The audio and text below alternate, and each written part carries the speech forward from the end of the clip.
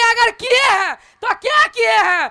DAP 1700 में मिल रहा है, यूरिया 400 में मिल रहा है, आप क्या किए हैं? जब टीआरई 4 का बहाली आया, सरकार अपने ट्विटर हैंडल से ट्वीट किया कि 1,20,000 बहाली देंगे, तो आज तक बहाली क्यों नहीं आया? अधिकार तो सरकार के ऊपर चढ़ के ले लेंगे हम। हमें शिक्षा चाहिए, शिक्षा चाहिए और शिक्षा चाहिए। महिलाओं को 10-10 हजार रुपया दे रहे हैं, मगर ये बताइए, जब युवा को, शिक्षित को जब रोजगार देने की बात आती है तो आप कहते हैं कि हमारे पास रुपया नहीं है, हमारे पास कोई बजट नहीं है।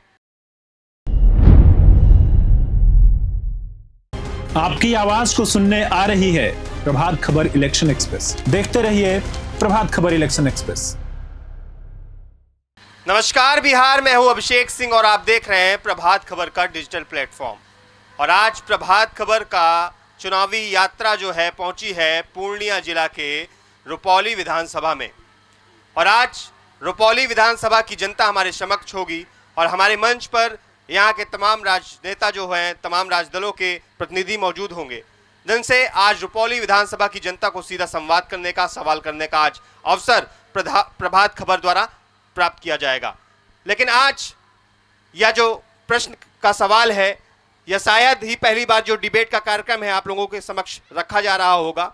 यह प्रभात खबर कहीं ना कहीं हर जगह आज 243 विधानसभाओं पर जा जाकर लोगों से चर्चा कर रहा है और उनका विचार जानने की कोशिश कर रहा है कि आखिर जो सरकार जब बनती है, सरकार क्या अपने कामों पर खरा उतर पाती है कि नहीं उतर पाती है। यही सारी चर्चाओं को लेकर आज गांव-गांव, गली-गली प्रभात खबर पहुंच रही है और उनके विचारों को जानने की कोशिश कर रही है। इसी कड़ी में सबसे पहले मैं अपने मंच पर आमंत्रित करना चाहूँगा हमारे निर्दलीय विधायक श्री शंकर सिंह के प्रतिनिधि श्री विजय महतो जी हमारे बीच हैं। सर आए मंच पर और स्थान लें। सर जोरदार तालियों से स्वागत किया जाए इनका।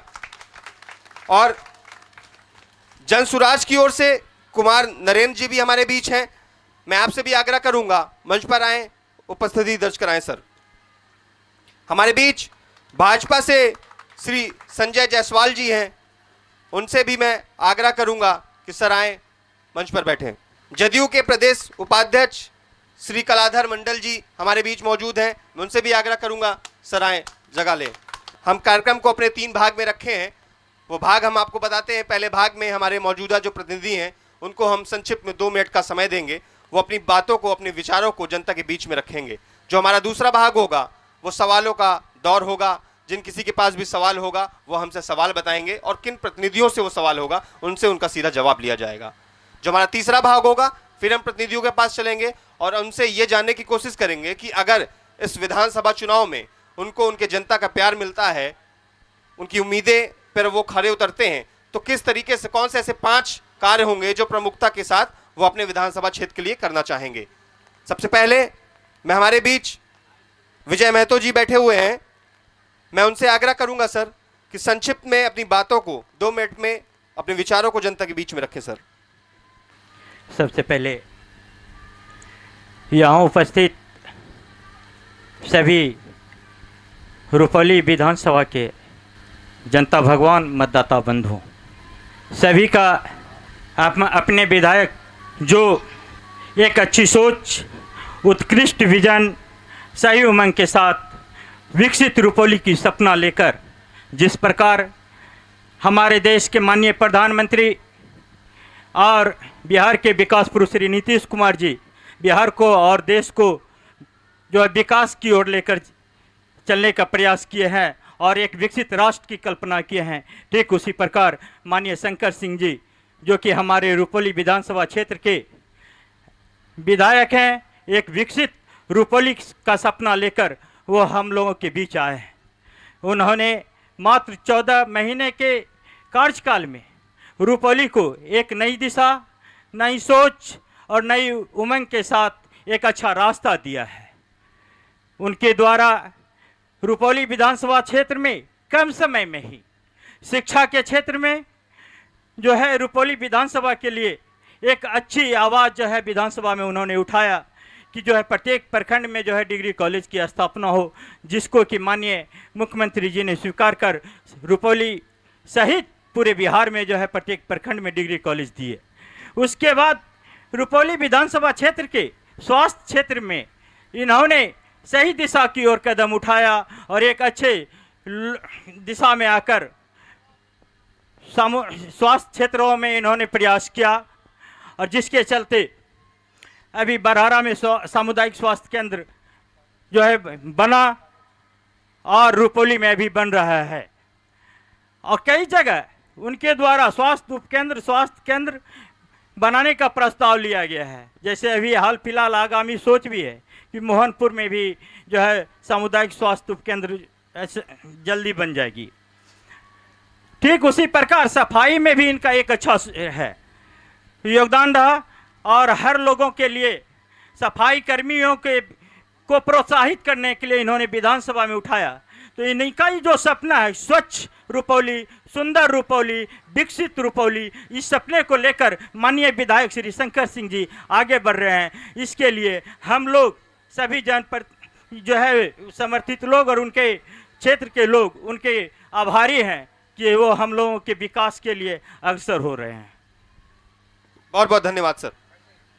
हमारे बीच जनसुराज की ओर से कुमार नरेंद्र जी भी बैठे हुए हैं। सर 2 मिनट का वक्त होगा आपके बीच, संक्षिप्त में जनता के बीच में विचार रखें सर। इस चौपाल में प्रभात खबर टीम के साथियों और चौपाल में उपस्थित भाइयों बहनों, मैं अपनी पार्टी जनसुराज पार्टी की ओर से आप तमाम लोगों का अभिनंदन करता हूं। हमारी पार्टी जो 2 अक्टूबर 2024 को बनी है, 1 साल भी पूरा नहीं हुआ। उसके पूर्व 2 अक्टूबर 2022 से हमारे पार्टी के संस्थापक और जनसुराज के सूत्रधार आदरणीय प्रशांत किशोर जी बिहार के गांव-गांव लगभग 5,500 गांव घूमे और महसूस किए, क्योंकि हम जानते हैं कि आज़ादी के इतने दिनों के बाद भी जब देश आज़ाद हुआ था तो देश के अंदर 10 राज्यों में बिहार भी था, लेकिन आज 2025 में हम खड़े हैं। आज जब हम देखते हैं तो बिहार सबसे नीचे है। विकास के सारे मापदंडों में हम बहुत पीछे हैं और इसलिए लगातार आम लोगों के बीच गांधीवादी तरीके से गांधी और अंबेडकर के विचारों को लेकर गांव-गांव हमारे सूत्रधार और हमारे साथी घूमे और महसूस किए और मालूम हुआ, तब पार्टी की निर्माण हुई। हम जानते हैं और आपको फिर से कहना चाहते हैं, आज बिहार का सबसे बड़ा सवाल पलायन का सवाल है, रोजी रोजगार का सवाल है, शिक्षा का सवाल है, चिकित्सा का सवाल है। इन सारे सवालों पर हमारी पार्टी ने पूरी तौर पर इसको केंद्र किया है। हम रोजी रोटी के सवाल पर और पलायन के सवाल पर और शिक्षा के सवाल पर कोई कंप्रोमाइज करना नहीं चाहते हैं। हम जानते हैं पलायन न सिर्फ श्रम का पलायन होता, बल्कि बुद्धि का पलायन होता, पूंजी का पलायन होता। वक्त बहुत कम है, इसलिए पूरे तफसील में उन बातों को मैं नहीं रख सकता, लेकिन इतना कहना चाहता हूं, रोजी रोजगार, शिक्षा, उच्च स्तरीय और विश्व स्तरीय शिक्षा, हमारा और हमारी पार्टी का मानना है कि अगर आने वाले पीढ़ियों को कम से कम 12वीं क्लास तक विश्व स्तरीय शिक्षा अगर हम दिला सके, एक ऐसी व्यवस्था जो हम जद्दोजहद कर रहे हैं जनसुराज की व्यवस्था को, जनसुराज के व्यवस्था को लाने के लिए अगर हम दिला सके, तो हमारा और हमारी पार्टी का मानना है कि 12वीं तक अगर विश्व स्तरीय शिक्षा समाज के हर तबके के बच्चों को मिल जाएगा, तो मेरा मानना है कि फिर उसे किसी की ज़रूरत नहीं पड़ेगी, उसे रोजी रोजगार स्वतः मिलेगा, वो अपना रास्ता स्वतः तय कर लेगा। वक्त कम है, वक्त की पाबंदी है। इन्हीं चंद शब्दों के साथ हम चाहते हैं एक नया बिहार बनाने के लिए, और बिहार जो जनमानस में सवाल है, बदलाव के तरफ बिहार चल चुका है और मेरा मानना है कि बिहार बदलेगा, बदलेगा, बदलेगा। धन्यवाद। बहुत बहुत धन्यवाद सर। हमारे बीच भाजपा से संजय जायसवाल जी भी मौजूद हैं। सर संक्षिप्त अपनी बातों को जनता के बीच में रखें। सर्वप्रथम प्रभात खबर के सभी टीम जो पटना से चल के आए हैं, साथ ही पूर्णिया ज़िला से हमारे ब्यूरो चीफ और यहाँ के स्थानीय पत्रकार विजय सिंह जी का हार्दिक आभार प्रकट करते हैं कि उन्होंने रुपौली विधानसभा के इस सुदूर क्षेत्र में, यह जो रुपौली इलाका है यह सुदूर इलाका जाना जाता है और यह बाढ़ से प्रभावित इलाका जाना जाता है। इस इलाके की धरती पर जो कि यह स्वतंत्रता सेनानियों की धरती रही है, यहाँ पे इन्होंने प्रभात खबर का चौपाल लगाने का काम किया है। इसके लिए प्रभात खबर के सभी टीम को बहुत बहुत धन्यवाद और दिल की गहराइयों से आभार प्रकट करता हूँ। साथ ही उन्होंने आज मुझे इस मंच पे बैठाया रुपौली प्रखंड अध्यक्ष के नाते कि आप जो है अपने सरकार की उपलब्धियों को गिनाएंगे संक्षिप्त में। साथ ही आपकी सरकार जो रुपौली विधानसभा के साथ साथ बिहार के लिए कार्य कर रही है, केंद्र सरकार और बिहार सरकार मिलकर जो बिहार में एक रफ्तार पकड़ चुका है, उस रफ्तार के लिए हमारी केंद्र सरकार की और बिहार सरकार की जो योजनाएं हैं वह धरातल पे आ रही है। आप सभी जान रहे हैं कि आपके सामने अभी वर्तमान में ही पूर्णिया जिला का जो एयरपोर्ट चालू हुआ है, इससे पूर्णिया जिला के साथ साथ रुपौली, साथ ही आसपास के क्षेत्र के सभी जिला इससे औद्योगिकरण में आगे आएंगे। साथ ही यहाँ की जो है चिकित्सा व्यवस्था आगे आएगी।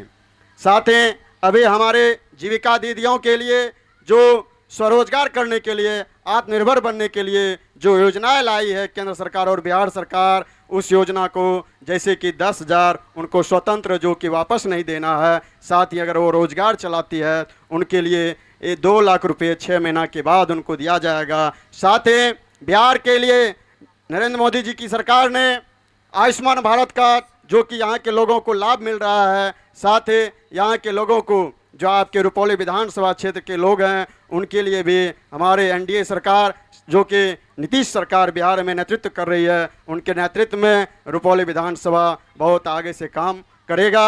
और आशा ही नहीं विश्वास है हमारे नीतीश सरकार पे कि उन्होंने रुपौली विधानसभा के लिए बहुत सारे कार्य, जैसे कि आप देख रहे हैं कि आपके डिग्री कॉलेज प्रखंड मुख्यालय में नहीं हुआ करता था, वह अनुमंडल में हुआ करता था। रुपौली प्रखंड मुख्यालय में डिग्री कॉलेज खोलने की भी मांग हुई है। साथ ही आप जान रहे हैं कि 1600 साल बाद शिक्षा के क्षेत्र में नालंदा विश्वविद्यालय का भी पुनर्निर्माण हुआ है। साथ ही बिहार के लिए जो एनडीए सरकार सीतामढ़ी में सीता माता का मंदिर बनाने का काम कर रही है, इसके लिए भी बिहार की एनडीए सरकार और केंद्र की जो प्रतिबद्धता है उसके लिए हम आभार प्रकट करते हैं। साथ ही आप जानते हैं कि जो आम जनता की सुख सुविधा के लिए हमारी सरकार तत्पर रहती है। बहुत बहुत धन्यवाद। चलिए, बहुत बहुत धन्यवाद सर। हमारे बीच जदयू के प्रदेश उपाध्यक्ष कलाधर मंडल जी भी मौजूद हैं। सर मैं चाहूंगा अपनी बातों को जनता के बीच में रखें। सर आदरणीय इस मंच पर उपस्थित हमारे प्रभात खबर के सभी पदाधिकारीगण एवं जिला से लेकर हमारे क्षेत्रीय पत्रकार महोदय, इस कार्यक्रम में उपस्थित हमारे रुपौली विधानसभा से तमाम राजनीतिक ताल्लुकात रखने वाले भाइयों, बंधुओं, बहनों, माताओं, सबों को मैं हृदय से नमन करता हूं, सम्मान करता हूं। बड़ा ही खुशी है कि इन्होंने पूरे बिहार में जनता के बीच जाकर जनता की राय को जानने का प्रयास किया है एवं आगे पहुंचाने का काम किया जा रहा है। इसके लिए प्रभात खबर को अंदर से बहुत बहुत बधाई है। जहां तक माननीय मुख्यमंत्री जी श्री नीतीश कुमार के बारे में कहा जाए तो मैं तो सीधे 2005 के पहले चला जाता हूं और आज 2025 है। इस 20 साल के ग्राफ को अगर देखा जाए तो हमें लगता है कि 30 साल से ज़्यादा उम्र वाले जो भी व्यक्ति हैं, जो भी समाज में प्रबुद्ध लोग हैं, उन्हें सीधा सीधा अनुभव होगा कि माननीय मुख्यमंत्री जी ने बिहार को एक विश्वकर्मा के रूप में रहकर सजाने का काम किया है। मैं तो मानता हूं माननीय मुख्यमंत्री जी सिर्फ इंजीनियर नहीं, समाजवाद का भी इंजीनियर हैं। उन्होंने जड़ से बिहार में जो कमी है शुरू से देखकर अभी तक आगे पहुंचाने का काम किया है। 2005 के पहले दिन में भी लोग अपने घर से भवानीपुर, पूर्णिया, कुर्सेला जाने में हिचकते थे, डरते थे। लेकिन 2005 में जब इनकी सरकार बनी तो हमें लगता है उन्होंने सबसे पहला काम किया है कि बिहार में शांति कायम किया है। जो क्राइमर रोड पर थाना के आगे होकर 50 नाला हथियार लेकर खुलेआम चलता था, गांव घर के लोग दहशत में रखते थे। लोग बच्चों को पढ़ने के लिए विद्यालय नहीं भेजते थे, बच्चों का किडनैपिंग होता था। गांव घर में जो धनी लोग होते थे उन्हें पत्र दिया जाता था और उन्हें राशि का भुगतान करना पड़ता था और लोग डरते थे अगर नहीं करेंगे तो हमारी हत्या होगी। तो सबसे पहला काम माननीय मुख्यमंत्री जी ने बिहार को शांति प्रदान करने का काम किया है। दूसरा, आज हम सभी आदमी देख रहे हैं कि बिहार में शिक्षा के क्षेत्र में विद्यालय में कहीं अच्छा भवन नहीं था। बच्चों के बैठने के लिए टेबल, बेंच, डेस्क का कमी था ही नहीं, कमी क्या। लेकिन माननीय मुख्यमंत्री जी ने प्रत्येक विद्यालय को मजबूत और सुंदर भवन देने का काम किया है पूरे बिहार में। हमें लगता है जितना बच्चा है उससे कहीं ज़्यादा भविष्य को देखते हुए विद्यालय में भवन देने का काम किया है।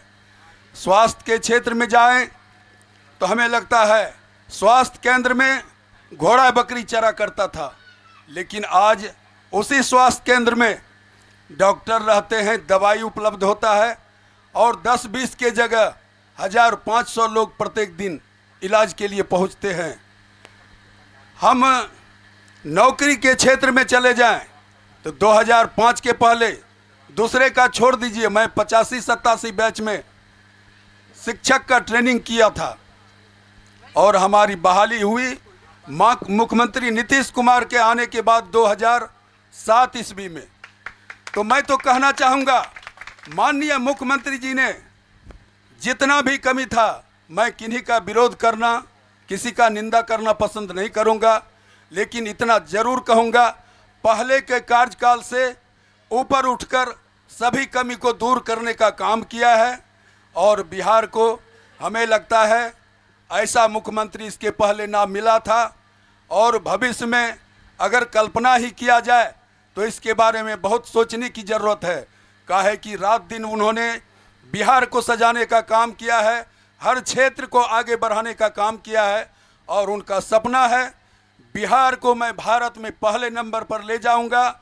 और माननीय हमारे प्रधानमंत्री नरेंद्र मोदी का सोच है कि मैं अपने भारत को देश से, पाकिस्तान से कंपैरिजन नहीं, अमेरिका से कंपैरिजन करने का काम करूंगा। इसलिए माननीय प्रधानमंत्री और हमारे माननीय मुख्यमंत्री ने बिहार को, साथ ही भारत को बहुत आगे ले जाने का काम किया है। इससे ज़्यादा मैं क्या कहूँगा, सभी लोग राजनीति से प्रभावित समझदार लोग हैं, सभी समझ रहे हैं। तो ऐसे परिस्थिति में हमें लगता है ज़रूरत है बिहार में माननीय मुख्यमंत्री जी नीतीश कुमार का, इनको सहयोग चाहिए और विकास के लिए रात दिन ये वोट का चिंता नहीं करते हैं। बिहार में जितने भी दबे कुचले लोग हैं उनके लिए उन्हें चिंता होता है। आप देखते होंगे 2005 के पहले गांव में मुखिया वही हुआ करता था जो गांव का दबंग आदमी होता था, धनवान आदमी होता है। लेकिन माननीय मुख्यमंत्री जी का इंजीनियरिंग है, समाजवाद का इंजीनियरिंग है कि आज एक महादलित के परिवार में भी मुखिया बनते हैं, सरपंच बनते हैं, वार्ड सदस्य बनते हैं। यह किनका देन है? इन्हें गहराई से देखिए। माननीय मुख्यमंत्री जी ने डॉक्टर भीमराव अंबेडकर के आवाज को ऊंचा किया है, उनके सोच को बरकरार करने का काम किया है।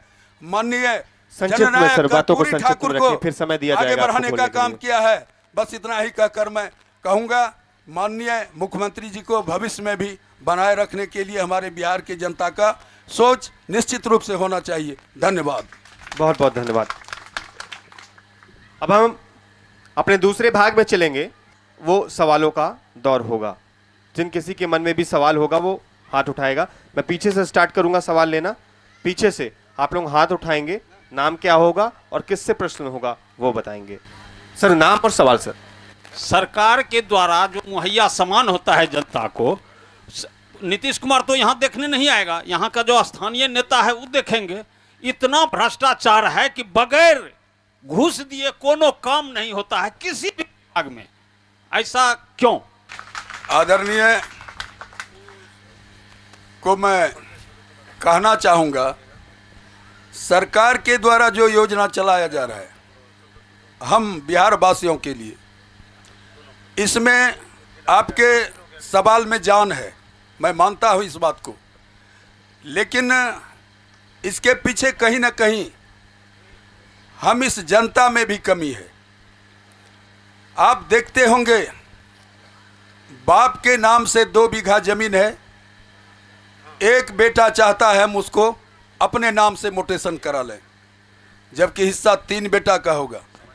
ऐसे परिस्थिति में लोग पदाधिकारी को घूस देने का काम करता है। कभी कभी ऐसा देखा जाता है, अभी बाढ़ का दौर हमारे क्षेत्र में है, इस आष्ट पंचायत में लोग बाढ़ से पीड़ित है। इस तरह का होता है कि बाढ़ में डूबा है घर किसी का, लेकिन जो घर सूखा है, जिसको बाढ़ का नुकसान नहीं है, आगे बढ़ चढ़ कर वो अपने नाम को दर्ज कराने का काम करता है। तो ऐसे परिस्थिति में अपने मन से लोग घूस देने के लिए प्रयास करता है, और घूस लेने का आदत तभी छूटेगा जब तक हम सभी लोग बिल्कुल तटस्थ नहीं हो जाएंगे।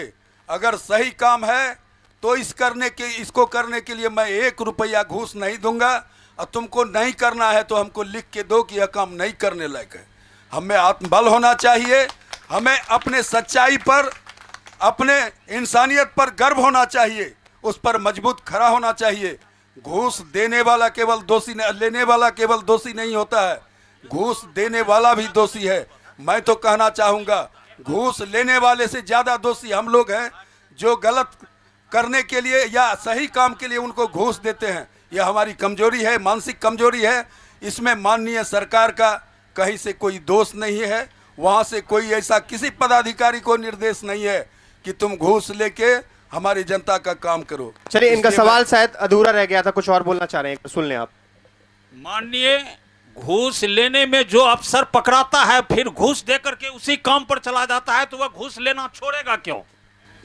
देखिए, यह मैंने कहा कि घूस देने वाला या पदाधिकारी हो या हम जनता, दोषी तो वहाँ भी फिर वही पदाधिकारी हो गया जो कि जनता के रूप में वहाँ घूस देने गया है। तो दोषी ज़्यादा मैं कहना चाहूँगा घूस देने वाला है। इसके बारे में हमें आत्मनिर्भर और अपने सम्मान के लिए मजबूत होना होगा। इस बात के लिए घूस का कोई नियम नहीं है, कहीं से इसका प्रावधान नहीं है। हम लोग गलत तरीके से देते हैं और वो गलत तरीके से लेते हैं। इसका एक ही उपाय है, सही काम के लिए हम लोग मजबूत रहेंगे, घूस नहीं देंगे, यही सीधा उपाय है। अब कार्यक्रम को आगे की ओर ले चलेंगे हम लोग। हमारे बीच बिहार सरकार की पूर्व मंत्री बीमा भारती जी भी आ चुकी हैं। मैं आग्रह करूंगा मैम आए, मंच पर उपस्थिति दर्ज कराएं। जोरदार तालियों से स्वागत किया जाए एक बार मैम का। 2 मिनट का संक्षिप्त में समय होगा आपके पास, आप अपनी बातों को, अपने विचारों को जनता के बीच में आप रखेंगी। सबसे पहले तो जितने भी हमारे रुपौली के अभिभावक, युवा, गार्जियन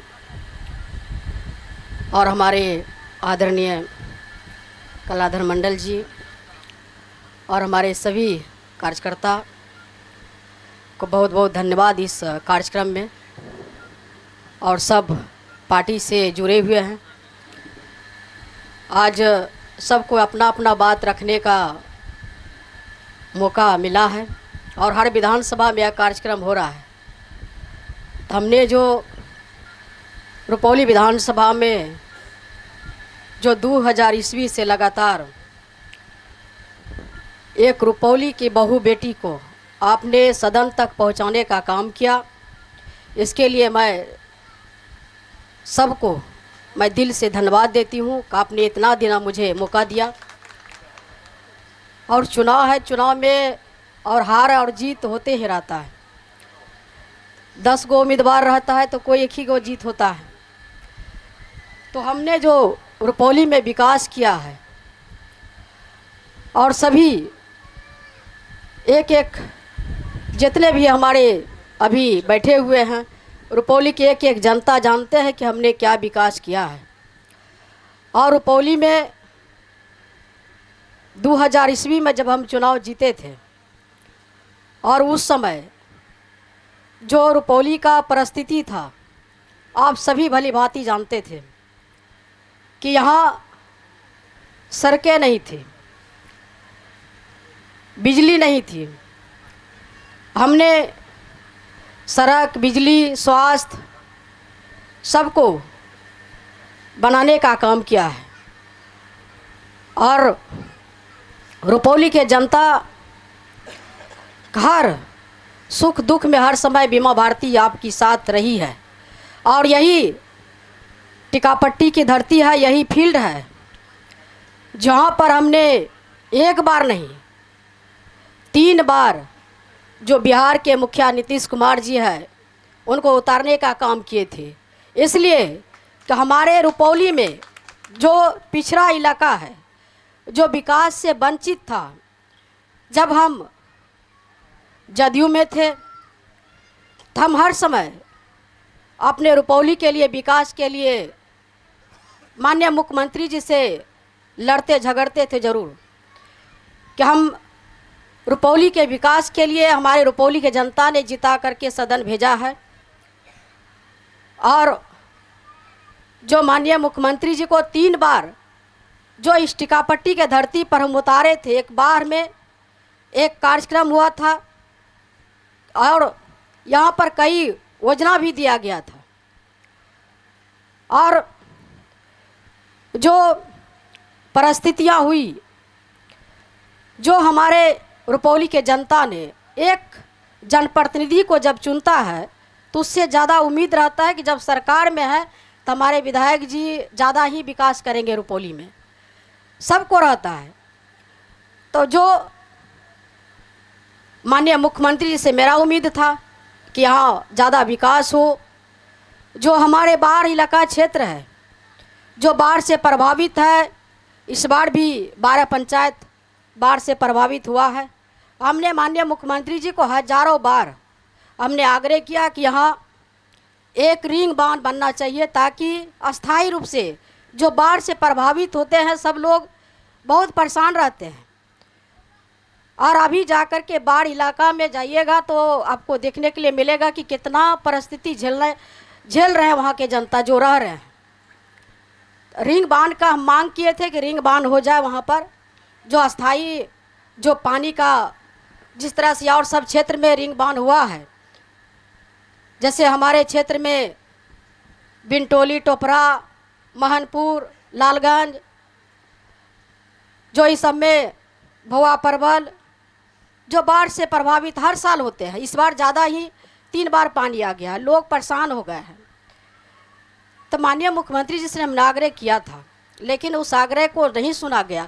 और इसी टिकापट्टी के धरती पर इसी मंच से हमने आग्रह किया था कि हमारे क्षेत्र में जो टिकापट्टी में एक ब्लॉक होना चाहिए, एक महानपुर में ब्लॉक होना चाहिए, और हमारे रुपौली में डिग्री कॉलेज का हमने मांग किया था। जो भी हमारे कार्यकर्ता बैठे हैं, जिस दल से हैं, सब लोग सुने होंगे, हमने मांग किया था।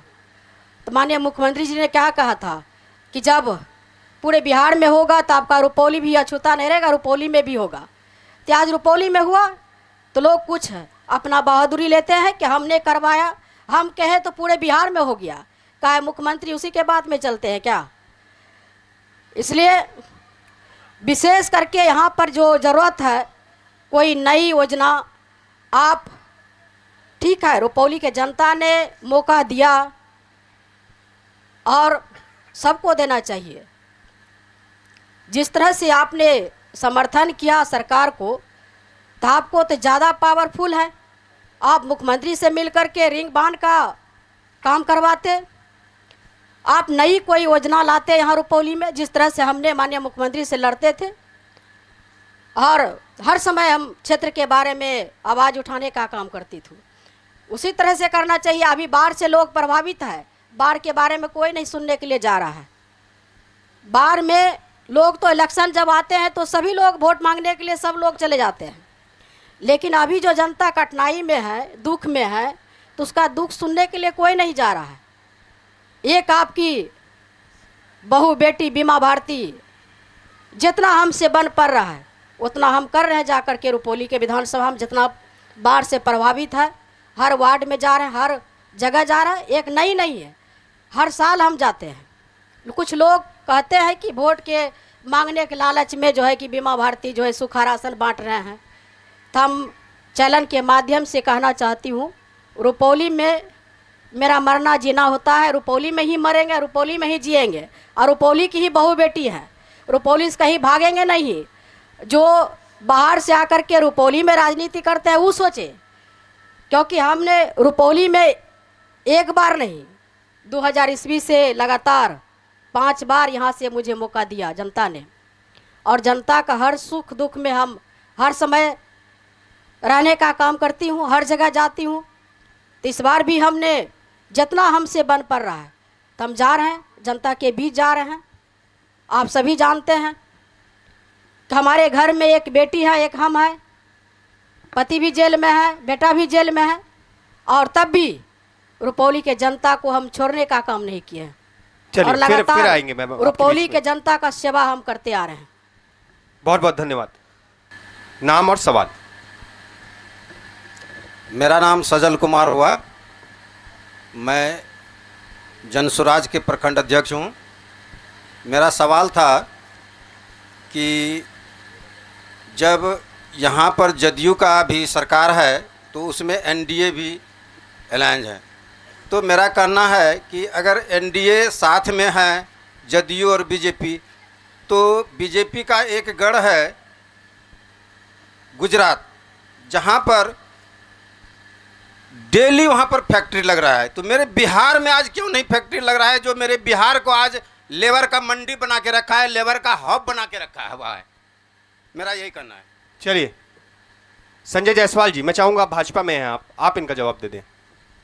सबसे पहले तो मैं सजल जी को बता दूं कि आपके बिहार में एनडीए सरकार जो है बहुत तत्परता से काम कर रही है, और उसके साथ आपके पूर्णिया जिला जो स्थानीय जिला है, यहाँ पे फैक्ट्री लगाने का काम किया है। आप जानते होंगे इथेनॉल फैक्ट्री आपके पूर्णिया में है। और आप बात किए गुजरात का, तो उन्होंने गुजरात के तर्ज पे ही पूर्णिया को भी विकसित करने का काम किया है। अभी आप जाइएगा पूर्णिया में, तो पूर्णिया में एयरपोर्ट बन के चालू हो चुका है। यहाँ पे जो है औद्योगिकरण बहुत जल्द होगा, इसके लिए मैं आपको विश्वास दिलाता हूँ। चलिए बहुत बहुत धन्यवाद। अगले सवाल पे चलेंगे। चलिए खड़े हो जाइए। नाम और सवाल सर। मेरा नाम सूरज कुमार है, हम टिकापट्टी का रहने वाले हैं। सवाल मेरा है कि विकास की बात करता है एनडीए सरकार, मान्य करते हैं कि जैसे पढ़ाई के क्षेत्र में हमको पढ़ा लिखा दिया गया, लेकिन 12वीं के बाद हम कहाँ पे काम करेंगे, क्या करेंगे, आज तक वो पढ़ाई काम नहीं आ रहा है। मान के चलते हैं कि आप पढ़ा दिए और हमको बाहर जाना पड़ा है लेबरी करने के लिए।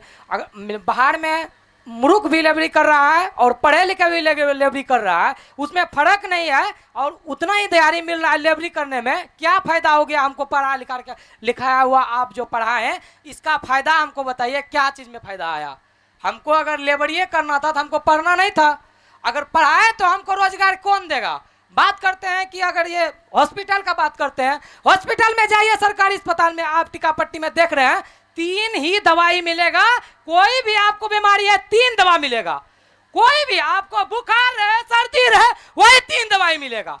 मान क्या चलते हैं, आप कहते हैं रुपौली में, कहते हैं रुपौली में रोड बना है। 5 साल से बिरौली से रास्ते से कौन जा रहा है रुपौली? बिरौली के बाजार में जो खच्चा है, देखे हैं ना, देखिए वो 5 साल से खराब है। रोड जो कहता है रोड बनता है, वो रिपेयर कब होगा? ऊपर ऊपर खा लेता है छाली, बीच में कहता है कि रोड बना है, ये बिजली बना है। मान के चलते हैं, अभी ये बात करते हैं कि ये मकान देने का जो कर इंदिरा आवास में कहता है कि घूस लगेगा 5000। कौन नहीं बोलता है? मुखिया, सरपंच, जो भी बोलता है सब बोलता है। अब सरकार कहता है कि जनता सही करेगा। जनता कैसे सही करेगा? जनता जबकि जरूरी है मकान लेना तो उसको 5000 देगा न, तब न देगा। सत्ता पक्ष के लिए सवाल था। सत्ता पक्ष के लिए, एनडीए पक्ष के लिए सवाल है। और तीसरा है सर, किसान के लिए अगर किए हैं तो क्या किए हैं? डीएपी 1700 में मिल रहा है, यूरिया 400 में मिल रहा है, आप क्या किए हैं? चलिए, मंडल कलाधर जी हमारे बीच मौजूद है, सर जवाब दें इनका। देखिए, सबसे तो पहले मैं कहना चाहूँगा, उनका सवाल था कि 12वीं तक पढ़ा के रोजगार सबको नहीं दिया जाता है। तो आपको मालूम होना चाहिए, पढ़ने लिखने का तात्पर्य केवल नौकरी नहीं होता है। पढ़ लिख कर आदमी काबिलियत हासिल करता है, अपने अपने क्षेत्र में होशियारी से, बुद्धियारी से अपना अपना काम करता है। आपको पता होना चाहिए, एक गांव में एक विद्यालय होता है, उस विद्यालय में 5, 7, 10 शिक्षक हुआ करते हैं। लेकिन पूरे गांव को अगर सरकार शिक्षक बना दे तो उनकी बहाली कहाँ होगी? एक जिला में एक डीएम होते हैं, एक एसपी होते हैं।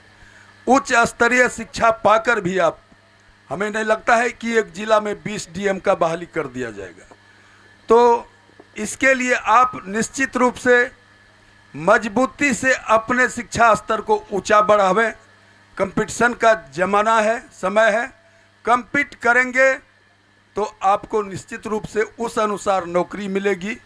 या तो फिर आप, दुनिया में आपके क्षेत्र में बहुत सारे काम धंधे हैं, उसमें आप अपने पढ़ाई को, अपने काबिलियत को दर्ज कीजिए और उस अनुसार अपने आप को आगे बढ़ाइए। बहुत बहुत धन्यवाद। हमारे बीच वर्तमान विधायक के प्रतिनिधि विजय महतो जी भी बैठे हुए हैं। सर, मैं आपकी भी राय जानना चाहता हूं कि एक बार जवाब दें।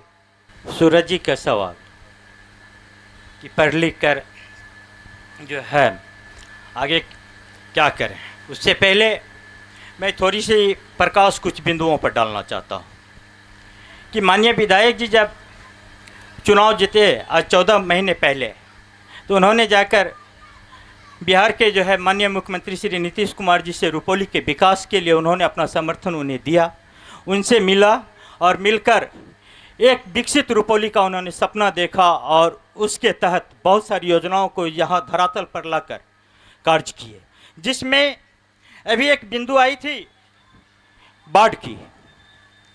तो मैं आप लोगों को ये बता देना चाहता हूँ कि इन्होंने ये बाढ़ की समस्या को देखकर माननीय मुख्यमंत्री जी से निवेदन किया कि हम लोगों के रुपौली विधानसभा क्षेत्र में बहुत सारे पंचायत जो है बाढ़ से ग्रसित हैं, इसके निदान के लिए कोई व्यवस्था की जाए। तो मुख्यमंत्री जी के द्वारा उन्हें आश्वासन मिला कि रिंग बांध का कार्य जो है केंद्र सरकार करती है, मैं अनुशंसा करूंगा। माननीय विधायक जी ने अपने पत्र के माध्यम से मुख्यमंत्री जी से अनुरोध किया, तो मुख्यमंत्री जी ने उनके पत्र को स्वीकार करते हुए कुर्सेला से विजय घाट तक का रिंग बांध बनाने का जो है अनुशंसा किया है। इसके लिए पहले मैं माननीय विधायक जी को भी आभार प्रकट करता हूँ कि इन्होंने बहुत अच्छा, उनकी जो मांग थी वो आज जो है बिहार सरकार ने केंद्र सरकार को जो है पास किया है। थोड़ी सी सूरज जी की जो समस्या है उस समस्या पर मैं कुछ ज़्यादा प्रकाश तो नहीं डाल पाऊंगा अभी, क्योंकि मात्र विधायक जी को 14 महीने का समय मिला है और 14 महीने के अंतर्गत इन्होंने क्षेत्र में, शिक्षा के क्षेत्र में बहुत सारा योगदान दिया। बच्चों को प्रोत्साहित करने का भी इन्होंने बहुत बड़ा योगदान किया। इनका एक ये नारा था कि रुपौली विधानसभा क्षेत्र में बच्चों जो है आगे बढ़े, इसके लिए इन्होंने विधानसभा टॉपर पर जो है एक बच्चे को जो है मैट्रिक में लैपटॉप देने की घोषणा किए थे और इंटर वाले भी बच्चे को, जिसके तहत फिर समय दिया जाएगा आपको, फिर समय बीच में दिया जाएगा। चलिए सवाल पे आ जाते हैं। सवाल, नाम और सवाल। सभी बड़ों को मेरा प्रणाम। मेरा नाम राजमणि देवी है। मैं बीमा दीदी को देखे तो हमको याद आ गया कि कुछ वर्षों पहले जब बीमा दीदी इलेक्शन में खड़ी हुई थी तो इन्होंने हमसे वादा किए थे कि हम बोले इनको कि हम तो भाड़ागढ़ में रहते हैं। इन्होंने हमको वादा किए थे क्या कि जब हम जीत जाएंगे तो आपको हम कहीं भी घर रहने के लिए, ज़मीन बसने के लिए दे देंगे। फिर ये दोबारा कभी वापस आई ही नहीं हमरे से मिलने के लिए कि हाँ हम देखें मेरी दीदी कैसी है। जब जीत गई तो कभी वापस नहीं आई। इसके कारण हम कब से ही सोच रहे हैं कि जब हमसे बीमा दीदी देखेंगे, मिलेंगे तो हम उनको कहेंगे कि मेरा आप तो हमसे वादा किए थे, फिर आप हमसे मिलने क्यों नहीं आए। हमारा यही कहना है। क्या मेरा पति जो प्रदेश बाहर जो खटते हैं, गुजरात, चेन्नई, मद्रास करते, सब दिन बाहर रहेंगे और हम भाड़ा घर में रहते हैं, क्यों? क्या हुआ इससे हम लोग को इन अथी बनने से? क्या फायदा है जब हम लोग रहेंगे भाड़ा में? क्या हम लोग को नहीं कमाई होगा तब तो हम लोग घर में नहीं रहेंगे, जिंदगी भाड़ा में रहेंगे? तो सरकार सोचेगी ना।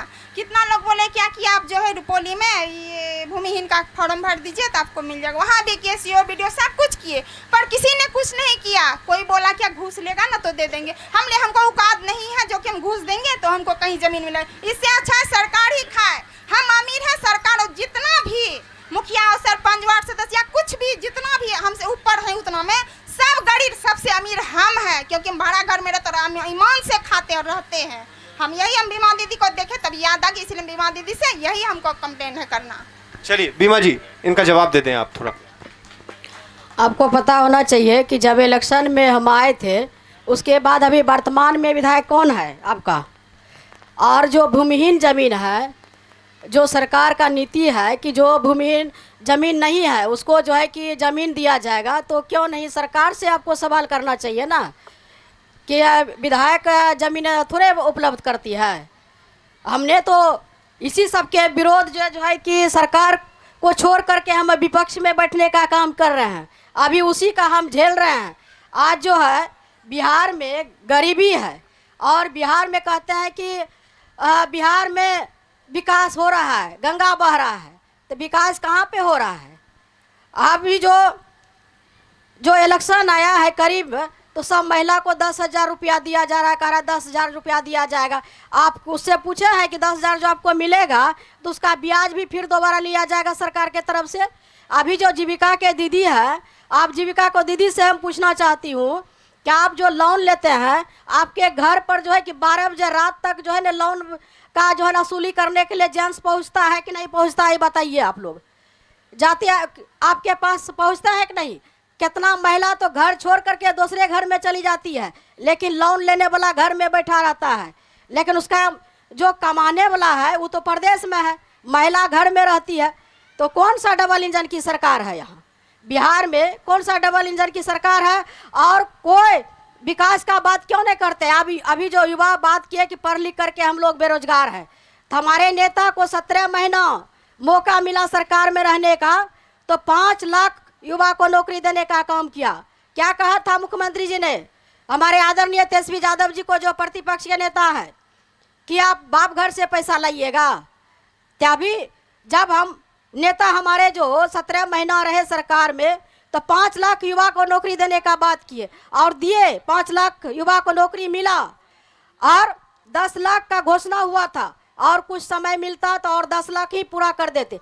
लेकिन प्रधानमंत्री बार बार चुनाव जब आते हैं करीब, तो बिहार का दौरा तो हजारों बार लगाएंगे, वो कितना बार अभी बिहार आएंगे, लेकिन बेरोजगार जो हमारे गरीब लोग हैं जो पलायन करते हैं बाहर, उस पर तो बात नहीं होती है। अभी पंजाब में जो मजदूर को पीटा जा रहा है, जो दूसरे प्रदेश में जाते हैं कमाने के लिए, तो क्यों नहीं बिहार में फैक्ट्री लगती है? कौन सा फैक्ट्री का आप बात किए? आप जो है कि फैक्ट्री का बात किए हैं तो आपको जो है सोचना चाहिए। बिहार का मजदूर पलायन करते हैं, दूसरे राज्य में पिटवाते हैं, मार के यहाँ पर बिहार आपस होते हैं। ना महंगाई पर बात होती है, ना बेरोजगारी पर बात होती है, ना तो पलायन करते हैं मजदूर उस पर बात होती है। हमारे छात्र जो है जो इतना मेहनत करते हैं, 1 मिनट, इतना मेहनत करते हैं पढ़ लिख करके, और एग्जाम का समय होता है तो उसका पेपर लीक हो जा रहा है। जब हमारे छात्र आवाज़ उठाते हैं, सरकार से जवाब पूछते हैं, तो पटना में उसको पिटवाया जाता है, पानी का बौछार दिया जाता है और डीएम से पिटवाता है। तो यही है सुशासन बाबू की सरकार।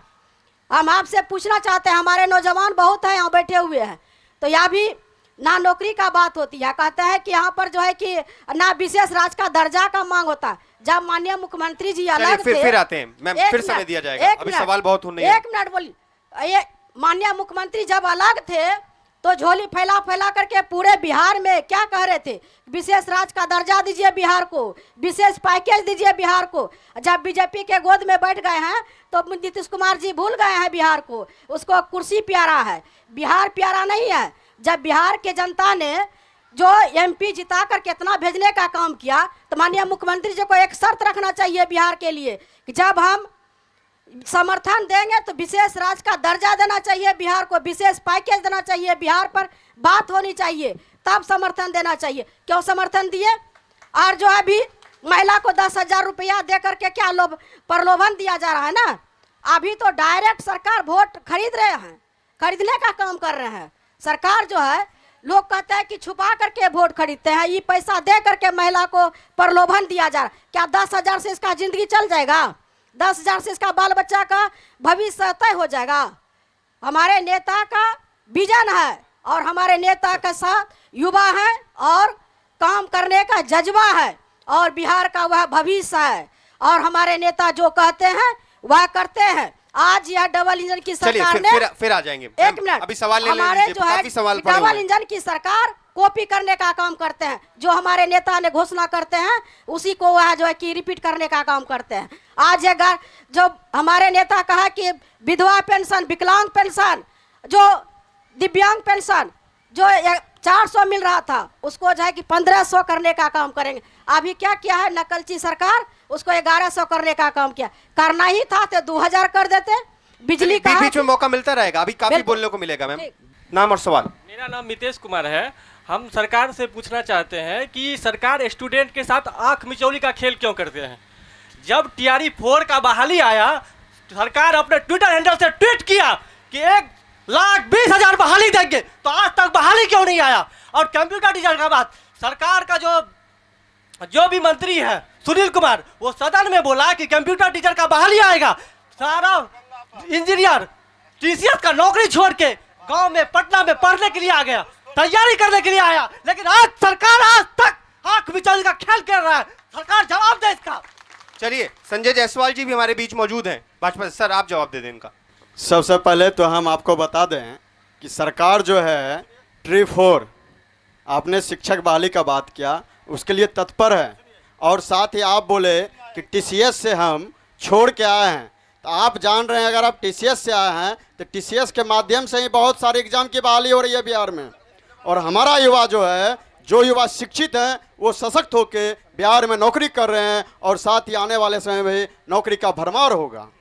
उपस्थित साथियों, अभी जनता के बीच से जो सवाल आया और फिर हमारे मंच पर बैठे हुए साथियों ने जवाब दिया, जनता का सवाल 100% वाजिब सवाल है। पहला सवाल में था भ्रष्टाचार, और जवाब पर मुझे कुछ नहीं कहना, लेकिन भ्रष्टाचार पर इतना कहना है कि कोई भी चीज अगर सड़कें, पुल या कोई काम व्यवस्था में से बनता है तो भ्रष्टाचार भी व्यवस्था से ही पैदा होता है। पब्लिक भ्रष्ट नहीं हो सकती। लोगों की जरूरत है, लोग अपने कामों के लिए जाते हैं, व्यवस्था में भ्रष्टाचार है तो आम आदमी को भ्रष्टाचारी सिस्टम से भुगतना पड़ता है, दिक्कत उठाना पड़ता है। दूसरी बात, रोजगार का सवाल साथियों ने, नौजवान साथी विद्यार्थियों ने उठाया। मैंने भी कहा था 12वीं तक उच्च स्तरीय विश्व स्तरीय शिक्षा, और फिर बोला कि दुनिया मिल जाएगी। अरे बिहार 35-40 साल पहले science college Patna Patna university, TNB college, इसकी गुणवत्ता थी। आज बिहार के बच्चे जो सक्षम हैं, जिसके गार्जियन जो तेज हैं लेकिन गरीब हैं, वो तो नहीं जा सकता, लेकिन जो सक्षम है उनके बच्चे वो भी पलायन करते हैं। चलिए सर, फिर आएंगे। तो सवाल 1 मिनट रोजी रोजगार का, और उस पर मुख्य केंद्र आया कि नौकरी। मैं बता दूं कि आजादी के बाद से अभी तक 23 लाख नौकरी ही बिहार में मिल सकता है। अभी तक 23 लाख, और आबादी के हिसाब से जब जो वक्त नहीं है इसलिए बता दूं, मुश्किल से 2% सरकारी नौकरी मिल सकती है। सवाल यह है कि जो पढ़े लिखे या जो नौजवान है उसे रोजगार मिले कि नहीं, काम मिले कि नहीं।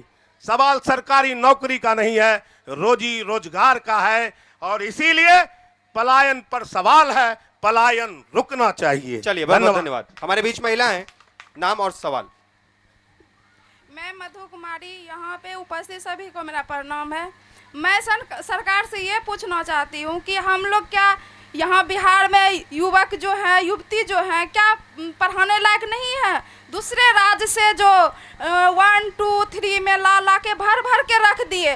जब हम लोग के लिए डोमिसाइल लागू हुआ तो हम लोग के लिए 26,000 इस अभी निकाले हुए हैं। हम लोग आंदोलन करते हैं लेकिन उसका कोई सुनवाई नहीं होता है।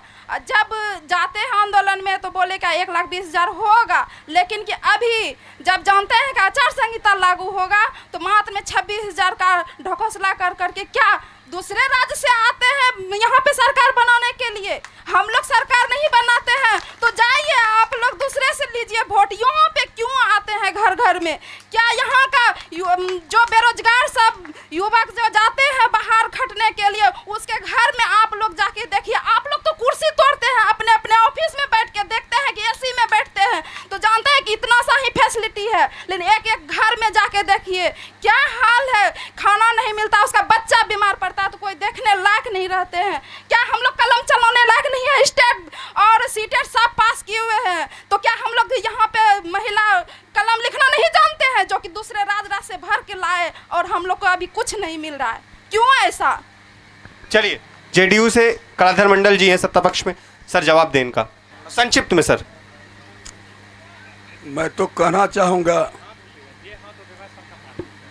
कि बिहार में 2005 से 2006 में पंचायती राज लागू हुआ और महिला के लिए प्राथमिकता देना वहीं से शुरू हुआ। बिहार पुलिस हो, उसमें भी महिला को 35% आरक्षण दिया गया। शिक्षक बहाली हो, उसमें भी महिला को आरक्षण दिया गया, उनके लिए सीट सुरक्षित किया गया। तो निश्चित रूप से हमारी बिहार सरकार के दिमाग में है, आधी आबादी महिला का है तो आधा हिस्सा उनका होना चाहिए।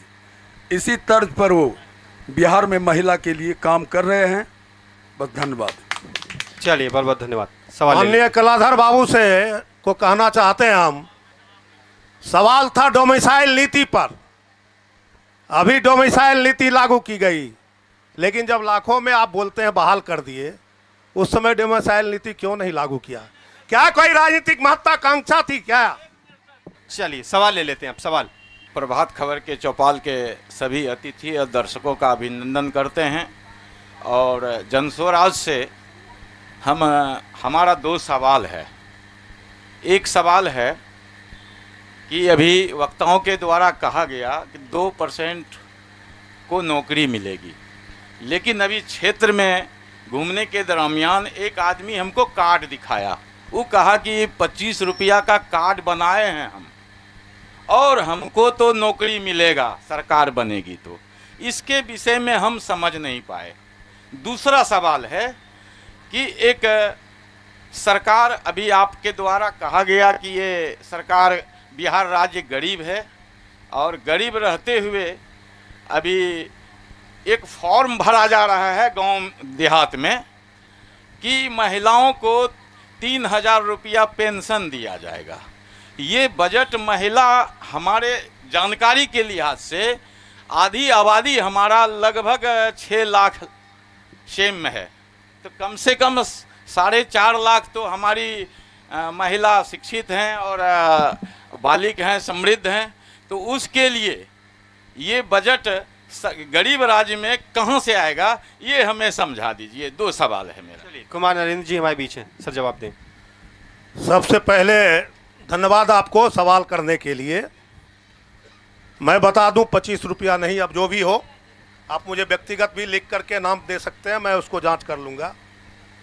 वो कार्ड जो बन रहा है वो मुफ्त में है और उसके साथ साथ हमारी पार्टी का सदस्यता फॉर्म भी रहता है। जो व्यक्ति इच्छा करते हैं कि सदस्य भी बनेंगे तो 10 रुपया लेकर के उसे सदस्य बनाया जाता है, और जो नहीं बनना चाहेंगे कार्ड सभी को बनाना है और वह मुफ्त में बनता है। ये कार्यक्रम लगातार चल रहा है। तो मैं बता दूं आपको, ये ऐसा मंच है कि बहुत सारी बात विस्तृत रूप से नहीं बताया जा सकता, लेकिन फिर भी मैं बताना चाहता हूं। CD रेशियो होता है रिजर्व बैंक ऑफ इंडिया का एक जो है नीति है कि जिस राज्य में वहाँ के जनता बैंकों में जितनी पैसा जमा करता है उसका 70 से 75% रुपया उसी राज्य में बैंक को किसी भी रूप में, ऋण के रूप में और वहाँ के डेवलपमेंट मतलब ऋण के रूप में ही लगाया जाता है। हम अगर कहते हैं, हमने उस कार्ड में कहा है 10-15 हज़ार का रोजगार दे देंगे, कदापि नहीं कहा कि मैं रोज सरकारी नौकरी दे दूंगा। हमारी पार्टी का स्पष्ट समझ है, हम रोजी रोजगार की बात करते हैं और दिल्ली, पंजाब, हरियाणा, कर्नाटक, तमिलनाडु में जाके कोई सरकारी नौकरी हमारा गरीब और आम आदमी नहीं करता, वहाँ भी टेम्पररी रोजी रोजगार ही करता है। तो मैं बता दूं शॉर्ट में कि बिहार में मैक्सिमम 35 से 40% CD रेशियो लागू होता है, और जिसको आप गर्व से बहुत लोग बोलते हैं और जो विकसित है वहाँ 100, 105, 95, 90, गुजरात, तमिलनाडु, कर्नाटका, तेलंगाना, आंध्रा, यहाँ बैंक 105% तक आम जनता को ऋण में और सस्ते इंटरेस्ट के ऋण में देता है। मेरा कहना है यहाँ रोजगार करना चाहता है, बैंक जाते हैं, सिस्टम सरकार कुछ नहीं करती, चप्पल घिस जाता है, ऋण नहीं मिलता है, मिलता है तो पूरा भ्रष्टाचार होता है। व्यवस्था अगर दुरुस्त होगा, बैंक अगर RBI reserve bank of India के गाइडलाइन से काम करेगा, रोजी रोजगार का कमी नहीं होगा। प्रत्येक साल 2.5 लाख करोड़ रुपया बिहार का चला जाता है, तभी तो हम कहते हैं कि श्रम का पलायन होता है, पूंजी का पलायन होता है, बुद्धि का पलायन होता है। अब जब ये तीनों चीज का पलायन बिहार से होता है तो बिहार सबसे अंतिम पंक्ति में खड़ा रहेगा ही, रहेगा ही, रहेगा ही। बहुत बहुत धन्यवाद। चलिए खड़े हो जाइए, नाम और सवाल। मेरा नाम मिथुन कुमार हुआ, मेरा घर बघवा है और हम पक्ष विपक्ष सभी से सवाल करना चाहते हैं, क्या जब मेरा पंचायत पूर्णतः बाढ़ पीड़ित घोषित था तो वहाँ पर कम्युनिटी किचन सिर्फ एक जगह चला, बाकी जगह क्यों नहीं चला? क्या मेरा पंचायत में एक ही गांव है? 5 गांव है तो 5 पंचायत में 5 जगह कम्युनिटी चलना चाहिए ना किचन, एक ही। और कोई नेता आज दिन तक बघवा बसा कोई नेता नहीं गया देखने के लिए किस हाल में एक नाव का सहारा है वहाँ से आने के लिए, और पानी में जलमग्न है उसका पूरा मेरा गांव, लेकिन कोई नेता नहीं आने के लिए देखने के लिए तैयार हुआ आज दिन तक, ना सूखा राशन ना और कुछ। अब सिर्फ यहाँ पर बाढ़ पीड़ित के बारे में सिर्फ 7,000 से काम चल जाएगा। आज दिन तक अभी तक क्षतिपूर्ति का घोषणा नहीं हुआ है, क्षतिपूर्ति अभी किसानों को साइड नहीं खुला है, तो इसका हम जवाब चाहते हैं सर। चलिए संजय जी जवाब दे दें इनका संक्षिप्त में थोड़ा। हाँ, आपको जवाब दे दे। विश्वसूत्री उपाध्यक्ष के नाते हमने स्वयं अंचलाधिकारी से बात किया था और अनुमंडल पदाधिकारी से बात किया था, आपके पंचायत में कम्युनिटी किचन चालू नहीं था, उसको चालू करवाया। साथ ही बाढ़ पीड़ित का जो अनुश्रवण का बैठक हुआ था, आपके पंचायत में सभी के खाते में यथाशीघ्र बाढ़ राहत राशि जाए, उसके लिए मैंने आश्वासन दिया और उन पर कार्य हुआ। और साथ ही आपको एक आशा देते हैं कि आने वाले समय में हमारी सरकार जो है बाढ़ से पूर्ण निजात के लिए काम कर रही है। बहुत बहुत धन्यवाद। चलिए बहुत बहुत धन्यवाद। अगला सवाल ले लेते हैं। सवाल मुझे जहाँ तक जानकारी है ये हमारा इलाका इस बार बाढ़ पीड़ित घोषित हुआ ही नहीं, पता नहीं, हो सकता है मेरी जानकारी का अभाव हो। मैं सिर्फ रखना चाहता था बात। ठीक है। मैं तमाम प्रभात खबर इलेक्ट्रॉनिक एक्सप्रेस चौपाल मंच पर सभी उपस्थित नेतागण, मातृशक्ति माता एवं हमारे अभिभावकगण सभी को मैं हाथ जोड़कर इस चौपाल प्रांगण में प्रणाम करता हूं और हार्दिक वंदन करता हूं, अभिनंदन करता हूं। सवाल, मैं कांप पंचायत से बिलोंग करता हूं और कांप पंचायत वो पंचायत है जिस होकर के जो नदियां कांप धार से बहती है और वो सिरमता होकर दो जिले को जो है वह चूमती है, वह पूर्णिया और कटिहार, फिर इधर से जाने में दो जिले को जो है वह विकसित होती है, वो भागलपुर, वो मधेपुरा। लेकिन सवाल है यह, माननीय बीमा भारती इतने दिनों तक सरकार के पास रही, लेकिन नीतीश कुमार ने उनकी अनदेखी की और केंद्र के डबल इंजन के सरकार के रूप में हमारे संतोष कुशवाहा भी रहे, उन्होंने भी जो है 10 साल बिता दिए। माननीय विधायक जी इससे अछूत होकर नहीं जब काम किए तो उस पार्टी से इस्तीफा देकर वो आरजेडी में चले आई और अभी तक हमारे माँ बेटियों का जो आना जाना, सभी लोगों का इस क्षेत्र से उस क्षेत्र के लिए जाना आना, जो अच्छी शिक्षा अगर टीकापट्टी में है तो उधर से आने में कितना जो है घूम के हम आते हैं, आज लोग जाते हैं, यह दुखद बात है। लेकिन इस सरकार में अभी तक में हमारे इस पुल पुलिया का नहीं काम किया और जो डुमरी हुआ और कांप हुआ और बलिया ढोबगट्टा हुआ, यही दुखद बात है। माननीय विधायक जी कहते कहते थक गई और काम अभी तक वह वहीं तक रहा और नहीं होने की वजह से आज माननीय विधायक जी अलग पार्टी में आई हैं और उन पार्टियों का वो बिल्कुल जो है हाथ ऊंचा करने के लिए वो लगी हुई हैं, प्रयास कर रही हैं। बाढ़ पीड़ित में जा करके बाढ़ प्रभावित क्षेत्रों में नाव से चलकर मैं देता हूं, नाव से चलकर सूखा राशन जहां तहां देने का काम किया। हमारे बीच मौजूदा विधायक के प्रतिनिधि विजय महतो जी हैं। सर, आप बताएं क्यों नहीं विकास हो पा रहा है इनके क्षेत्र में? सर, मैं पहले भी बता चुका हूं कि हमारे रुपौली विधानसभा के विकास के लिए शंकर सिंह जी जो है हमेशा प्रयासरत रहते हैं, प्रयत्न रहते हैं। उन्होंने विजय मोहनपुर से कुर्सेला तक रिंग बांध बनाने का बिहार सरकार से प्रस्ताव पास कराकर केंद्र सरकार से जो है बहुत जल्द जो है उन्हें आश्वासन मिला है कि जल्द ही जो है रिंग बांध का निर्माण कराया जाएगा। माननीय विधायक जी के द्वारा ये प्रस्ताव सर, तो विकास की वो कांप की बात जो है उसके लिए मोहनपुर से लालगंज से कुर्सेला के लिए रिंग बांध का जो है केंद्र सरकार से, राज्य सरकार से अनुशंसा करवा करके माननीय विधायक जी केंद्र सरकार के से मिलकर बहुत जल्द उन केंद्र सरकार के द्वारा उन्हें आश्वासन मिला है कि रिंग बांध की भी स्वीकृति हो जाएगी, वो प्रयासरत हैं। दूसरी बात उनका ये क्वेश्चन था कि बलिया, धोबगट्टा, शांति नगर, लालगंज, कदईधार और कलम्बा घाट, कुसमरई पटरा, भिकना घाट पर HLRCC पुल निर्माण की स्वीकृति जो है माननीय विधायक जी के प्रयास से जो है मिल चुकी है। बहुत जल्द जो है वहाँ निर्माण का कार्य प्रारंभ होगा। चलिए, नाम और सवाल। मेरा नाम रानी भारती है और भवानीपुर 07 का प्रतिनिधित्व कर रहे हैं, भवानी जिला परिषद है अभी। मेरा सवाल है, जो वर्तमान विधायक हैं उनके जितने भी लोग आए हुए हैं उनके तौर पे एक ही सवाल है, क्या हमारे जो माननीय मुख्यमंत्री हैं वो विकास पुरुष है या नहीं? बस इतना सवाल है, ये बता दें, उसके बाद मैं आगे कंटिन्यू कर लूँगा। सत्ता पक्ष जो वर्तमान में विधायक हैं। विधायक जी जवाब, विधायक जी के प्रतिनिधि यहाँ मौजूद हैं, जवाब दें।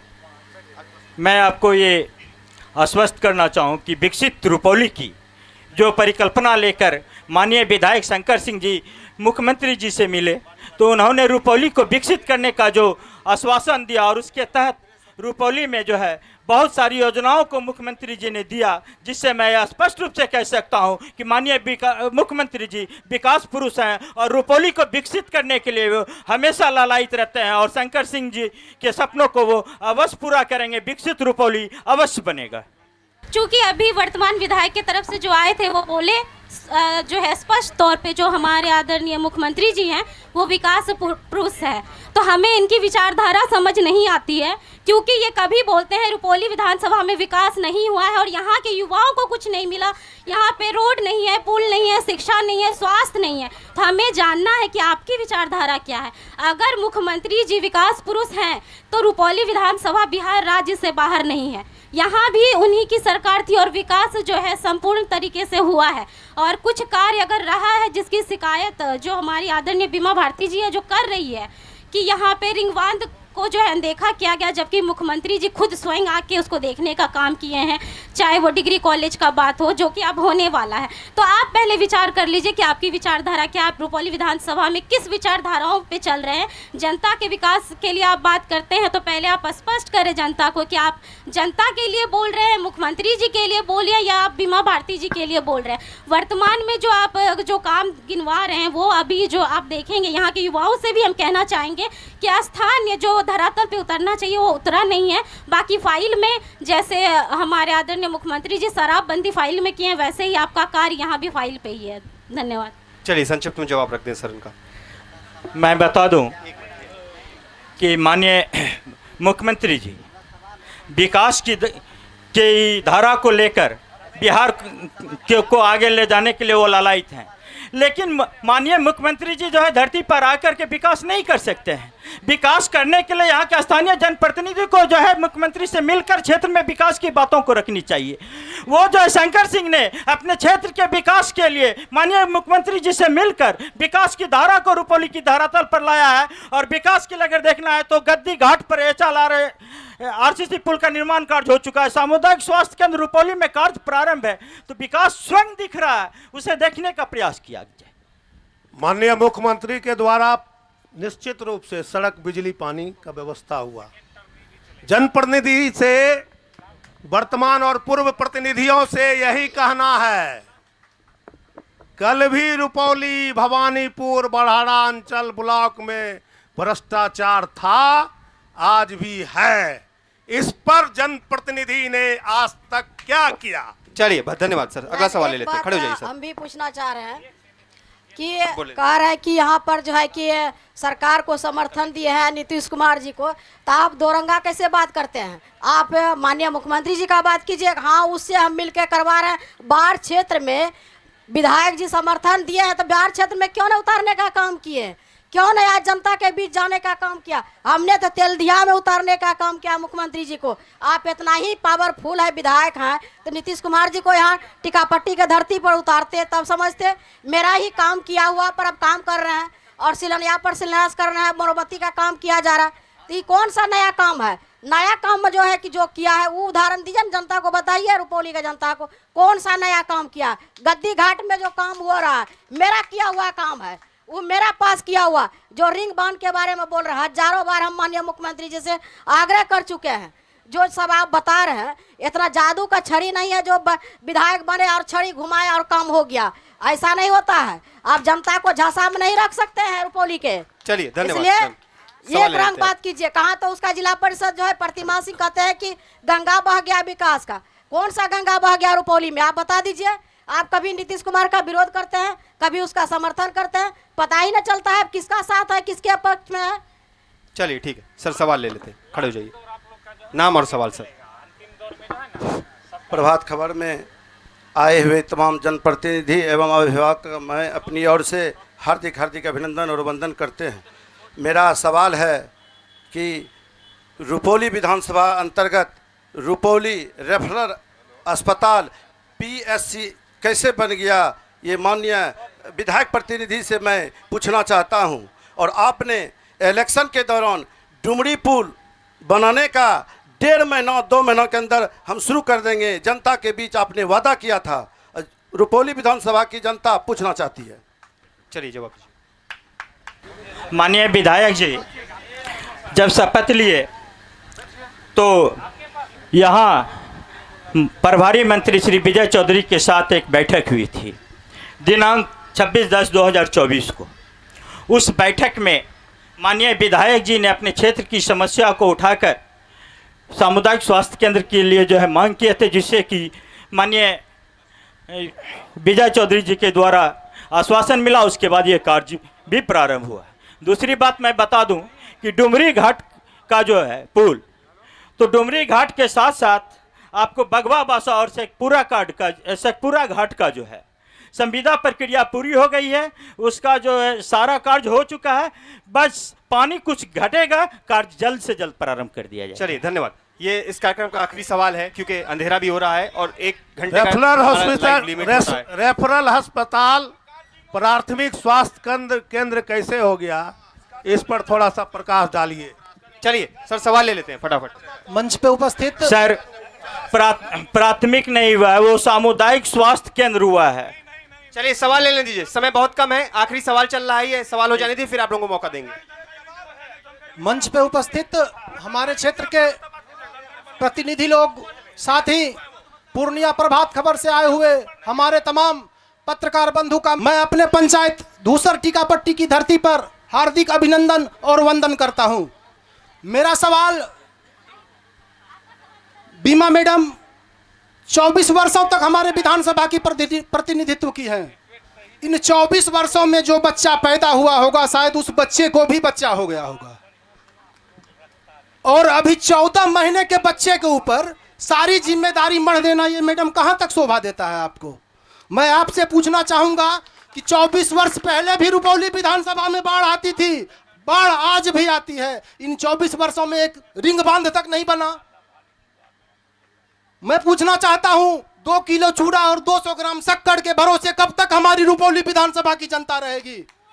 इनका कब तक रहेगी मैडम? मैं पूछना चाहता हूं आपसे, इन 24 वर्षों में आपने हमारे छात्र युवाओं की आत्माओं की आवाज एक डिग्री कॉलेज तक रुपौली विधानसभा में आपने नहीं बनाया। मैडम बस मेरा इतना मांग था कि अगर आप डिग्री कॉलेज रुपौली विधानसभा में बना देते, हमको शिक्षित कर देते, हमारे बच्चे को शिक्षित कर देते, अधिकार तो सरकार के ऊपर चढ़ के ले लेंगे हम। हमें शिक्षा चाहिए, शिक्षा चाहिए और शिक्षा चाहिए। चलिए बीमा मैम हमारे बीच हैं, जवाब दे दीजिए।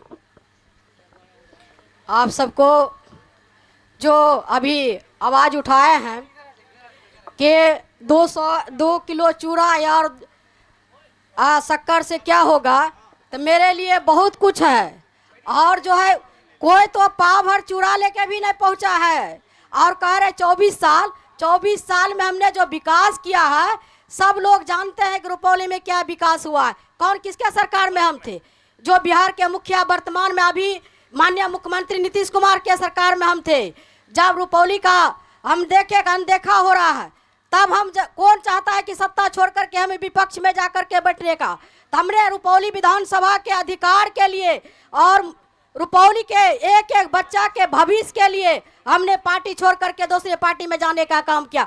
यही टीकापट्टी का धरती है, यही मैदान है, और इस मैदान में हमने माननीय मुख्यमंत्री से आग्रह किया था कि इस रुपौली विधानसभा में हमारे बच्चियां का भविष्य के साथ खिलवाड़ हो रहा है, यहाँ पर एक डिग्री कॉलेज होना चाहिए। और माननीय मुख्यमंत्री जी ने आश्वासन दिया था कि हमने जब पूरे बिहार में होगा तो आपके रुपौली में भी डिग्री कॉलेज बनेगा। इसलिए हम लोग प्रयास में कभी कमी नहीं रहे हैं। और जहाँ तक बाढ़ की बात है, तो हर साल हम वितरण करते हैं, आप सुन लीजिए और किसी से पूछ लीजिएगा, और हर जगह हम जाने का प्रयास करते हैं। मेरा प्रयास रहता है कि हम जगह जगह जाओ और सबका दुख सुख में शामिल हो। हमारे छात्र को लाठी बरसाया जा रहा है, उस पर सवाल नहीं कर रहे हैं। क्यों नहीं कर रहे हैं? किसका सरकार है? अभी डबल इंजन की सरकार है बिहार में। आज बच्चे के साथ क्या हो रहा है? आज दुष्कर्म हो रहा है। एक धानुक के बच्ची को बलात्कार करके फेंकने का काम किया। क्यों नहीं आवाज उठा? क्यों नहीं सरकार का लोग गया देखने के लिए? अभी जो हमारे अति पिछड़ा के बेटी के साथ 11 लड़की का रुपौली में रेप करके फेंका गया, तो उस पर क्यों नहीं आवाज उठता है? आप किसकी बात करते हैं? सुशासन बाबू की बात करते हैं। और सुशासन बाबू के सरकार में इस तरह से घटना हो रही है। और जो है यह प्रधानमंत्री जी क्या कहते हैं, बेटी बचाओ बेटी पढ़ाओ। आज बेटियां बिहार का कहाँ सुरक्षित है? आज हमारे पूरे बिहार में एक एक युवा इंतजार कर रहे हैं हमारे आदरणीय तेजस्वी यादव जी का, और बिहार में महागठबंधन की सरकार बनती है तो हमारे नेता को हाथ पकड़ के खींच करके लाएंगे और रिंग बांध बनवाएंगे। अभी जो सवाल कर रहे हैं कि फाइल में जिस तरह से हमने माननीय मुख्यमंत्री से आग्रह किया था, तो जो वर्तमान में विधायक है उन्होंने भी आग्रह किया है कि रिंग बांध का, तो हम देखते हैं कि कितना दिन में रिंग बांध बन जाता है, तब देखेंगे। खाली बोलने से नहीं होगा, हम तो हजारों बार बोले। सब प्रतिनिधि चाहते हैं कि विकास हो, चाहे मुखिया हो, चाहे सरपंच हो, चाहे विधायक हो, कोई भी हो। यह नहीं चाहता है कि हमारे विधानसभा में विकास नहीं हो। हमने विकास किया है। हमने जब 2000 ईस्वी में मैम अभी आपको समय दिया जाएगा लास्ट में, अभी 5 रुपौली में 2000 ईस्वी में हम विधायक बने थे, बैलगाड़ी से हम रुपौली ब्लॉक में आए थे, सड़कें नहीं था, और हम गली गली में सड़क बनाने का काम किए हैं। इसीलिए यह मत पूछिए कि 2 किलो चूड़ा से क्या होगा। आपका क्षमता है तो आप जाकर के बाढ़ क्षेत्र में बांटने का काम कीजिए, तब समझेंगे कि आपका बहादुरी है। और महिला होकर के हमने दोनों माई बेटी मिलकर के बाढ़ क्षेत्र में जाकर के सुखा राशन बांटने का काम कर रही हूँ। अभी भी मेरा काम जारी है, अभी बंद नहीं हुआ है। इस तरह से आप बोल रहे हैं, आपको इतना ही जनता का चिंता है। कहते हैं विधायक जी 15 महीना के लिए बने हैं, तो क्या लंबा लंबा बात छोड़ते हैं। गंगा बह गया रुपौली में, कहाँ हमारे छात्र जो खड़े हैं इतना, डिग्री कॉलेज में पढ़ाई शुरू हो गया क्या? रुपौली में कहाँ डिग्री कॉलेज बना है? खाली बोलने से होगा, जब बन जाएगा तब आवाज उठाइएगा, जब रिंग बांध पर काम चालू हो जाएगा तब बोलिएगा। हमारे जो गद्दी घाट में पुल बना है, मेरा अनुशंसा किया हुआ है, और टेंडर के प्रक्रिया में था तो हम विधायक से रिजाइन दिए थे, तो वह पुल बन रहा है। कोई नया काम करवाइए तब बुझेंगे कि नया काम हुआ। चलिए सवाल ले लेते हैं फटाफट। ये 2-3 लास्ट सवाल है हमारे, आखिरी सवाल चल रहे हैं, फटाफट सवाल। नाम बताइए। मेरा नाम नईम है और मेरा रूलिंग पार्टी के स्पोक्स पर्सन से मेरा सवाल है कि आप मुद्दा से भटकाइएगा नहीं, बल्कि मेरे सवाल का जवाब दीजिएगा। सवाल का जवाब चाहिए हमको। सवाल ये है कि आप एजुकेशन पर, शिक्षा पर कितना % बजट खर्च कर रहे हैं और उसके लिए आप क्या क्या प्लानिंग बना रहे हैं। सबसे बुरा हाल हमारे बिहार के एजुकेशन स्कूलिंग सिस्टम है, खराब है, इस पर आप क्या प्लानिंग कर रहे हैं। दूसरा ये है कि एक सेकंड बस, दूसरा ये है कि आप महिलाओं को 10-10 हज़ार रुपया दे रहे हैं, मगर ये बताइए जब युवा को, शिक्षित को जब रोजगार देने की बात आती है तो आप कहते हैं कि हमारे पास रुपया नहीं है, हमारे पास कोई बजट नहीं है, बल्कि हम युवाओं की जिंदगी ऐसे खत्म हो जाती है पढ़ाई में, और उसको जॉब देने के लिए आपके पास कोई कहते हैं कि मेरे पास बजट नहीं है। चलिए सवाल आपका, क्या सवाल, नाम सवाल। मेरा सवाल यहाँ वर्तमान विधायक, पूर्व विधायक और भावी विधायक, साथ साथ सभी पार्टी के जो नेतागण हैं, साथ साथ यहाँ प्रभात खबर के पत्रकार जो हमारे स्थानीय हैं, उनसे यही पूछना है कि वो अभी किसान के ही बच्चे हैं, वो उर्वरक कितने रुपया में खरीदे हैं। कलाधर बाबू बोले कि हम लोग भ्रष्टाचार को बढ़ाते हैं, हम घूस देते हैं, तो कलाधर बाबू ही बताएं उन्होंने डीएपी कितने रुपये में खरीदा है और यूरिया कितने रुपये में खरीदा है। चलिए आपका भी कुछ सवाल था, फटाफट पूरा कर लीजिए, फिर चलेंगे उधर मंच की ओर। मैं इस मंच के माध्यम से यह कहना चाहता हूं और यह संदेश हुक्मरानों तक पहुंचाना चाहता हूं कि आपने हमें गरीबी रेखा के तहत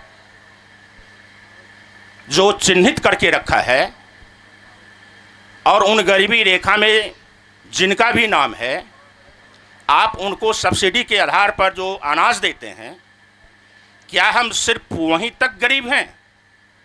ये सवाल है, क्योंकि आपने जो आमंत्रण हमें दिया है उसमें आप मात्र 2 चीज़ों पर इशारा किया था कि एक ज्वलंत सवाल हो और फिर मतदान का प्रतिशत कैसे बढ़े।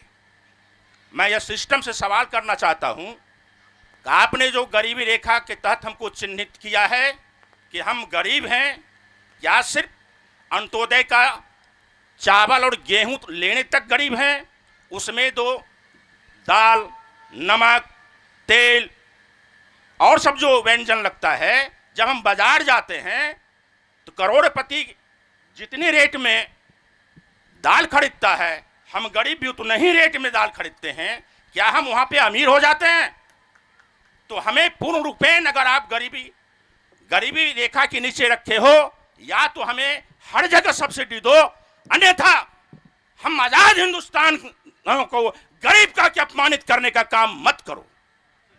बहुत बढ़िया सवाल था। सभी लोग अगर सवाल सुने हो, इन सभी का, तो जिनसे भी सवाल रहा हो वो अपने सवाल का ध्यान रखेंगे। हम अपने कार्यक्रम के आखिरी छोर पे चल रहे हैं और हम बारी बारी सबको समय देंगे। हमारे बीच मौजूदा विधायक के प्रतिनिधि विजय महतो जी हैं।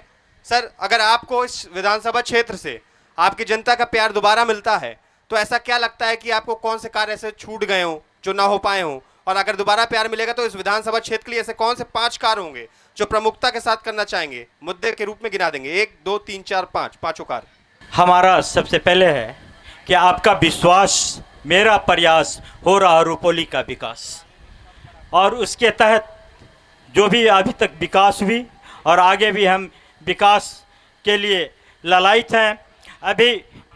अब हमने जिस प्रकार से सामुदायिक स्वास्थ्य निर्माण में जो है कार्य किया है और आगे मोहनपुर, गोरियार, बहादुरा और बर्णेश्वर स्थान में भी सामुदायिक स्वास्थ्य केंद्र बनाने के लिए प्रयत्नरत हैं और बिरनिया, बर्णेश्वर और बहादुरा में सरकार से भी मिलकर मांग किए हैं कि पुलिस चौकी जो है इस जगह भी जल्द से जल्द बने।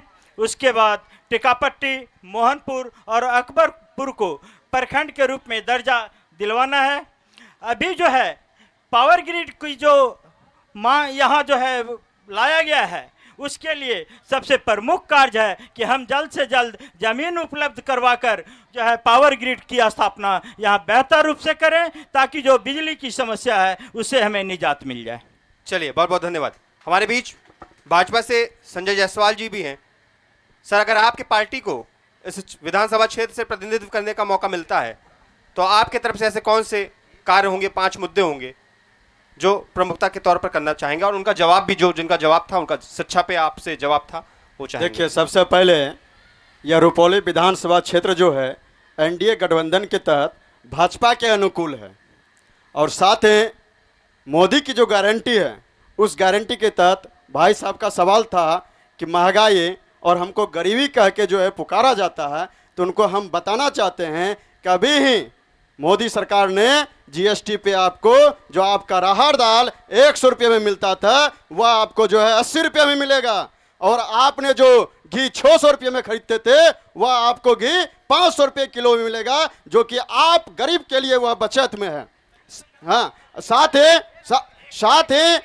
ही आप जो कह रहे हैं कि रुपौली में जो विकास और रुपौली में जो अगर हमारी पार्टी को मिलता है, तो हमारी पार्टी को अगर यहाँ से नेतृत्व करने का मौका मिलता है तो सबसे पहले रुपौली में जो है मोहनपुर को प्रखंड बनाया जाएगा, साथ ही टिकापट्टी को प्रखंड बनाया जाएगा। अगर मेरा यही है, साथ ही यहाँ के युवाओं के लिए हम रुपौली विधानसभा क्षेत्र में जो है फैक्ट्री लगवाने का काम करेंगे, जिससे कि यहाँ के युवा, हमारे शिक्षित व्यक्ति जो हमारे बुजुर्ग भी हो चुके हैं तो उसमें काम करें। साथ ही युवाओं के लिए इस क्षेत्र में जो बड़े बड़े कोचिंग संस्थान बाहर में होते हैं वह संस्थान रुपौली विधानसभा के रुपौली प्रखंड क्षेत्र में लाने का काम करेंगे।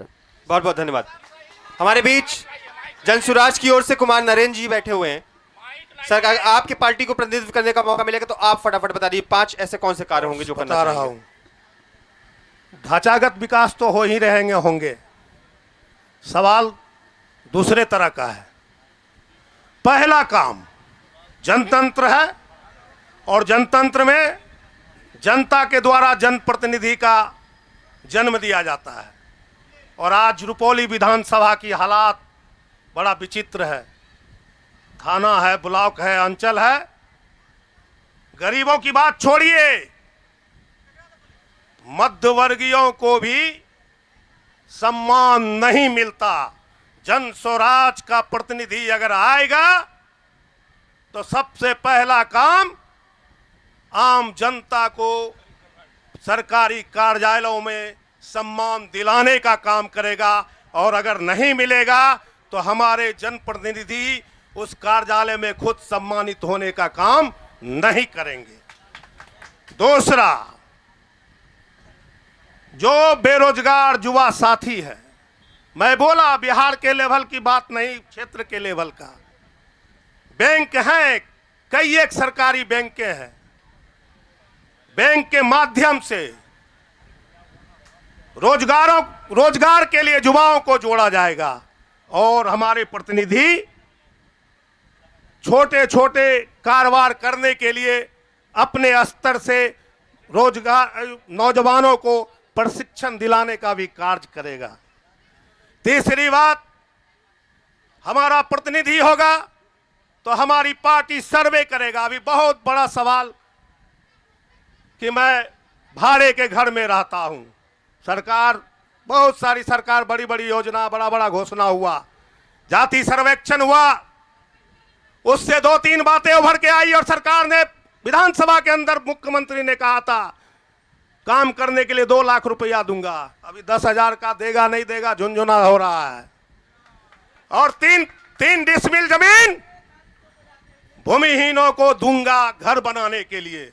मैं ये कहने के लिए कहना चाहता हूं, हमारा प्रतिनिधि अगर यहां जीतता है तो पूरे क्षेत्र में सर्वे, अपने लेवल से सर्वे करके वैसे जमीन को चिन्हित किया जाएगा या फिर किसी भी मत से जमीन एक्वायर किया जाएगा और एक भी लोगों को भाड़े के घर में नहीं रहने दिया जाएगा, इसको सुनिश्चित किया जाएगा। और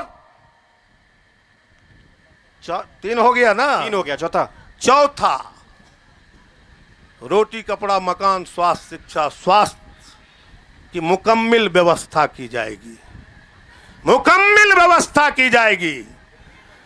365 दिन 24 घंटा प्रतिनिधि और उसके लोग गांधीवादी तरीके से अस्पताल के अंदर में उपस्थित रहेंगे और आम जनता को स्वास्थ्य के लिए पूरा व्यवस्था दिया जाएगा।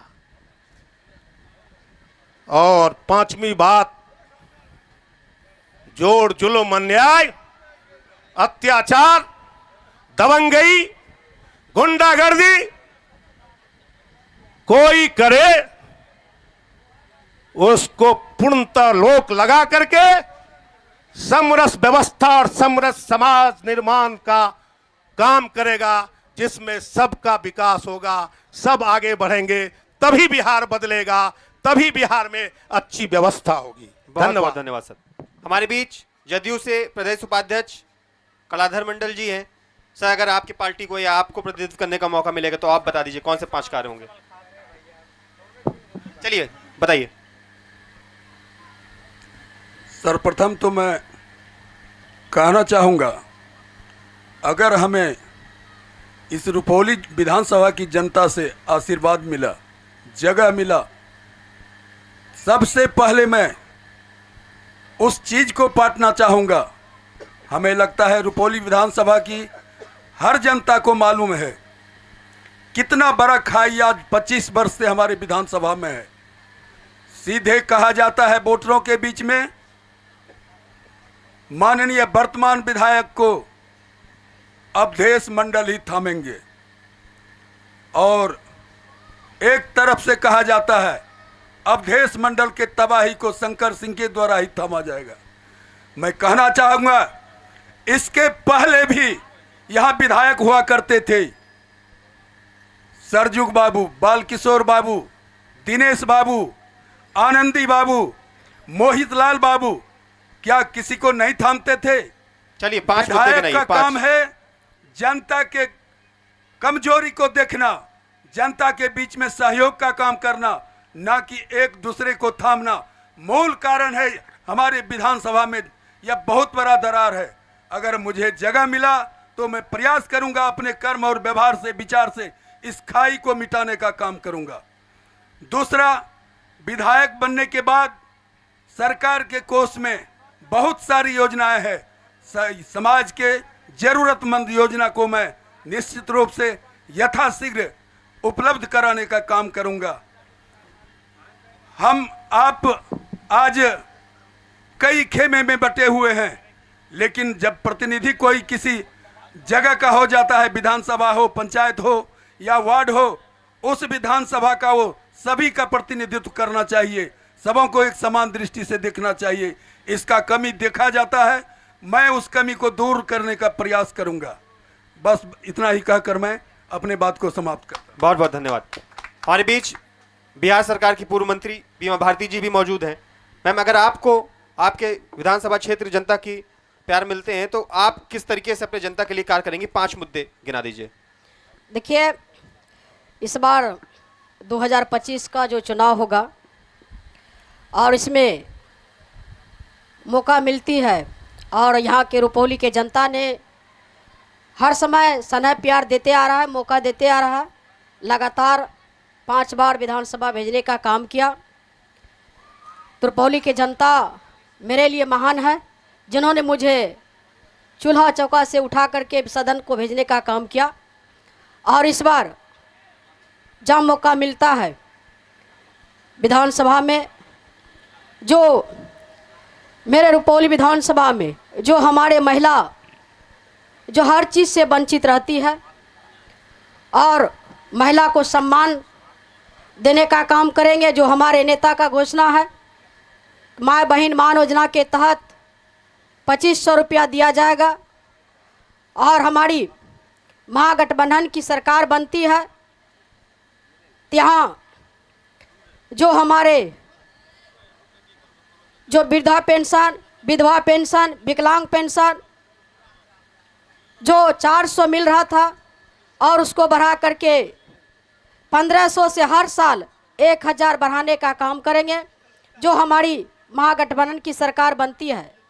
और हमारे जो नेता है, प्रतिपक्ष के नेता आदरणीय तेजस्वी यादव जी का जो विजन है, जो हमारे पूरे बिहार में जो युवा बेरोजगार है और उसको रोजगार देने का काम करेंगे। जो हमारे बिहार से पलायन करते हैं उसको रोकने का काम करेंगे।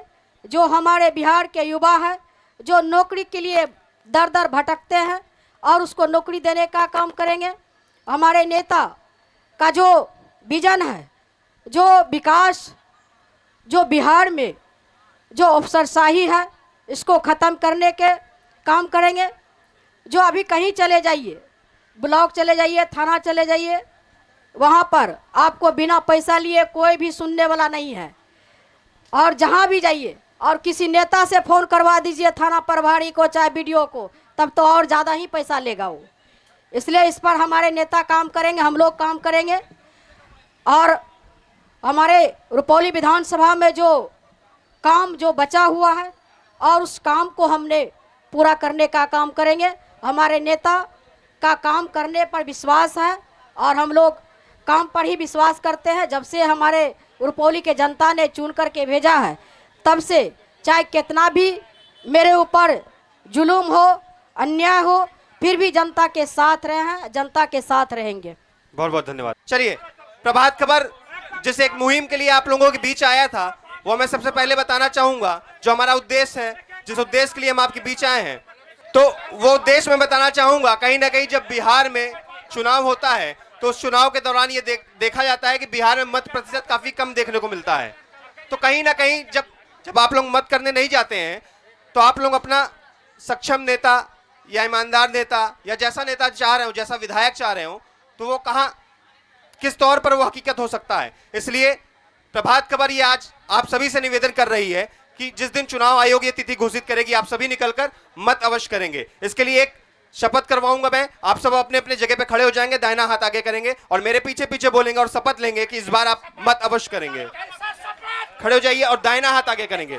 मैं शपथ लेता हूं कि मैं अपने वोट की कीमत को पहचानता हूं। मैं अपने वोट की कीमत को पहचानता हूं। मैं वादा करता हूं कि मैं मतदान अवश्य करूंगा।